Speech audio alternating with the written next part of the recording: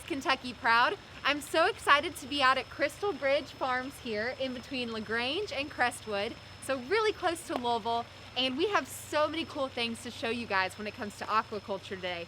But I've got an expert with me that pretty much knows everything there is to know about aquaculture. So Rocky, would you like to introduce yourself? Yeah, I'm Rocky Allen. It's a family-owned business. My wife, my grandson, and my daughters, and two daughters. We just split the name up. One Crystal, one Bridget. So we went with Crystal Bridge Fish. I love it.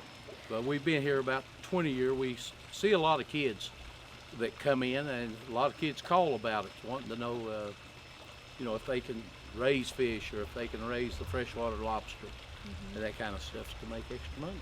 So are you able to help any student that comes out here and wants to learn how they can start their own mini fish farm?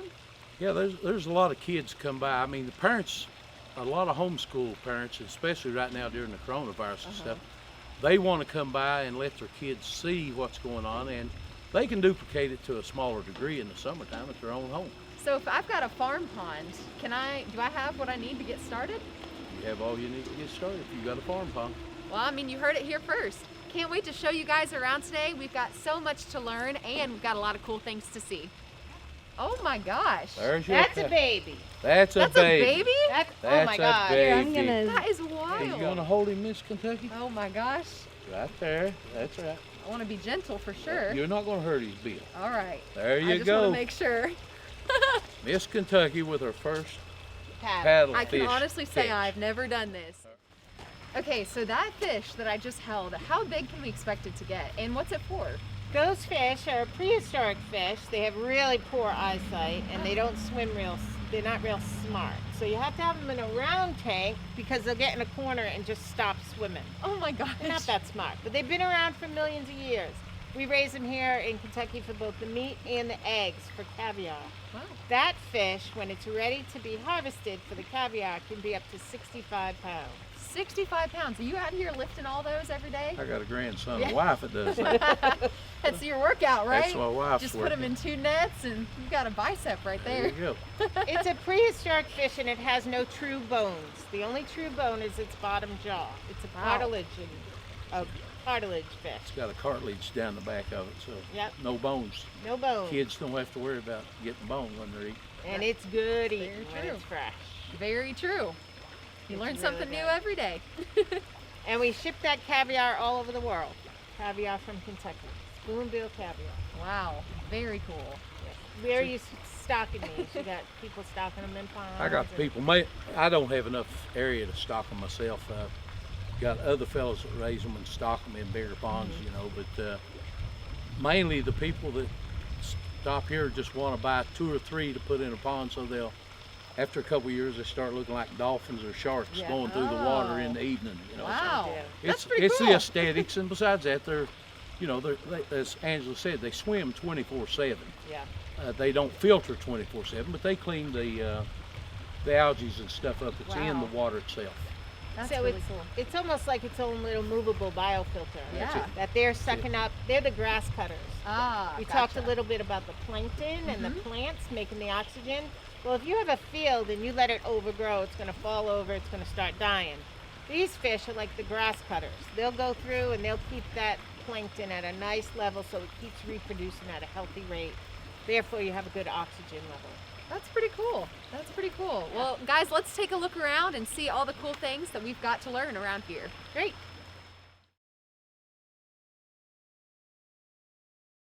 Oh my gosh. Hello. He'll fall in. Oh my gosh. So this is an Australian red crawfish. An Australian red claw. That's the type. Wow. And he will It's bust your like a fingernail lobster. Yes, if they he will. pinches you. Oh, I believe it. Oh yeah, they're strong. Really strong. Really. I don't know if they're the same as lobsters as far as their pilopads to tell if they're male. And they'll have a softer shell, bigger size that they'll kind of fill up. But that's why it has all that shelter. So when they're molting, they can crawl in there and not be as preyed on while their shell is still soft. Makes and when sense. it's soft, the male will mate with the female and implant a sperm sac Wow. And then they'll layer their whole inside of the tail with eggs. Wow. When they're ready to molt. Spawn. Aren't they pretty? And we're about to pull tilapia out. What can you tell us about tilapia? Well, tilapia is native to the Mediterranean Sea in Africa, so long as it's been around for thousands of years, no doubt. Some people call it the Jesus fish? The Jesus fish. When Yeah. he divided the fish and fed the masses. Yeah, that's what they say. I don't know anything about all that. But the tilapia is to our advantage here because we've got a good Spanish market. I mean, we got people, they come, of course, around locally, but they come out of Lexington, out of Louisville, out of Cincinnati, and different places to purchase. I might be able to catch you one. I don't know. I did that time. One good thing about tilapia that's really grown in the market in the last 10 years, it's surpassed shrimp and some of the other meat because it's very light in flavor and texture. So it keeps on the flavor of what you cook it with. I got you on this. Not a real fishy taste. Here, I'll bring him over here and lay him down. Well, they are very good size. There you go. He's a pretty good sized fish. To say the least. Sometimes they're darker, sometimes different species. Yeah, cross. sometimes Some they're yellow, blue, sometimes they're whites or reddish. reds. And that makes a big difference when we're looking at different markets because some like the red and won't buy the blue and they're red. Good? Oh, yeah.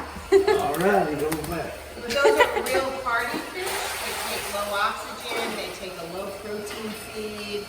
They're really disease resistant, so it's a good, easy fish to raise in captivity.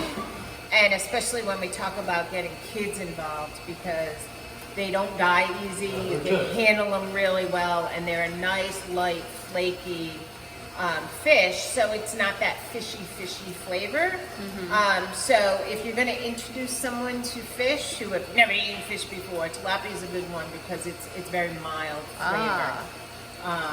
And we've seen it grow exponentially in the last 15 years on every menu.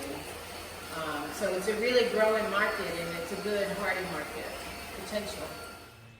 Well, guys, I have so enjoyed my day out here at Crystal Bridge Fish Farm. I mean, it has just been the best time. We're so grateful that Rocky took the time to show us all the things that he has here. But the coolest thing is that aquaculture is a huge, expanding industry internationally, nationally, and there is so much potential for it right here in Kentucky.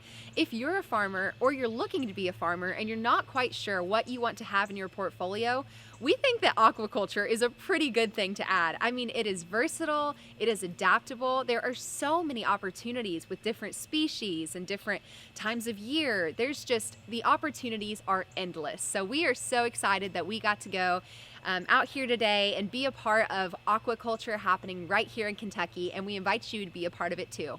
I'll see you guys next week on Miss Kentucky Proud.